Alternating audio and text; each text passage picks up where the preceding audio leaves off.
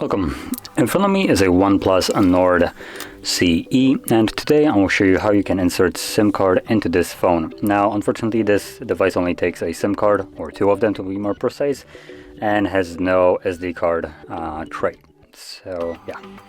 Now, before we get started, you will need to grab one of these things, a SIM eject tool. This thing comes provided with the device in a box somewhere between the paperwork, but you can also use a paper clip if you can't find it.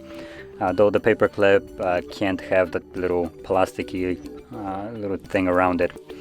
So once you have it, you can pop out the tray, which is located on the upper left side of the device where the pin is holding right now. And once you push it in, as you will see, the tray just pops out, and you can take it out. And on here, drop your SIM card. Now make sure it's laying flush on the tray, as you can see, and from there carefully insert it back into the device. And you should see right away that it's gonna read it and give you the, there we go, the pop-up for pin. That is assuming you have a pin set on your SIM card. If you don't, it will just automatically start working. But because I do have a pin, I'll need to first unlock it and then it starts working. After I actually turn off airplane mode. There we go.